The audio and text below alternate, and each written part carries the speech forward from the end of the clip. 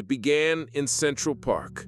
The Avengers, the X-Men, and alien invaders clashed in a violent, chaotic battle. Explosions echoed across the city. Civilians screamed and scattered. Among them, Frank Castle's wife and 2 children. They were killed, caught in the crossfire. Frank arrived just moments too late. All that was left were their bodies. Cyclops turned to him and said quietly, "We couldn't evacuate everyone in time. We're sorry." But sorry wasn't enough. Without hesitation, Frank drew his weapon and opened fire. He killed Cyclops instantly, then Hawkeye, then Shadowcat and Jubilee. In seconds, he'd slaughtered 4 heroes. Castle was arrested and put on trial. His defense attorney was Matt Murdock, Daredevil, a man whose life Frank had once saved. Even Matt couldn't sway the court. The judge ruled Frank Castle guilty, life imprisonment. But Frank wouldn't stay locked up long. On his way to prison, Castle was intercepted. A mysterious man named Kesselring offered him a deal.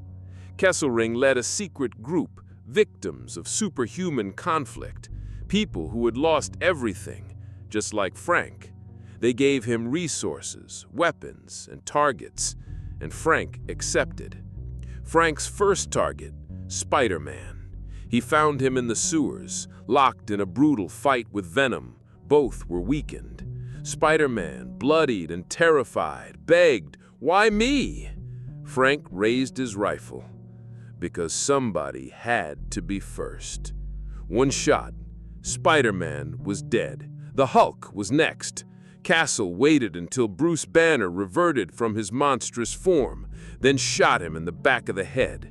He took out Kingpin in his tower, shooting him twice through the throat before crushing his skull. Then came Dr. Doom. Using stolen tech, Frank bypassed Doom's defenses, planted a mine, and finished the dictator with a hammer to the face. Frank's war escalated. He lured the X-Men and their enemies to the moon under the guise of peace talks, but Frank had brought a nuclear weapon. From orbit, he watched as the blast erased them all, mutants and villains alike. There were no survivors. Even Wolverine couldn't escape. Frank ambushed him in a back alley. They fought brutally, claws versus fists, but Frank outsmarted him. He used Wolverine's own claws to impale him, then electrocuted him until nothing remained but charred adamantium bones. There was only one true symbol remaining: Captain America. Steve Rogers confronted Castle on a rooftop. They fought hand to hand, equally matched in training. But Cap made a mistake. He turned his back.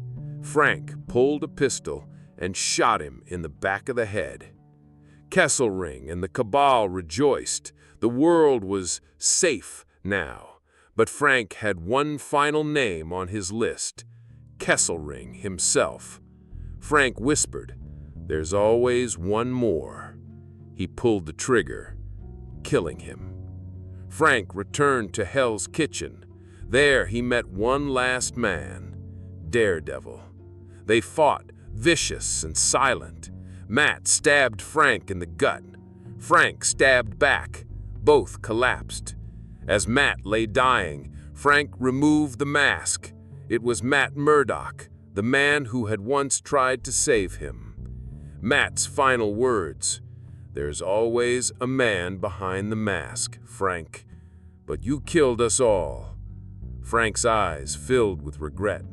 For the first time, he hesitated. He raised his pistol to his head. A single shot echoed into silence. Punisher Kills the Marvel Universe is a chilling vision of what happens when grief turns into rage, when justice becomes vengeance, and when a man decides he knows better than the world's heroes. In this universe, the war never ended, because Frank Castle never came home.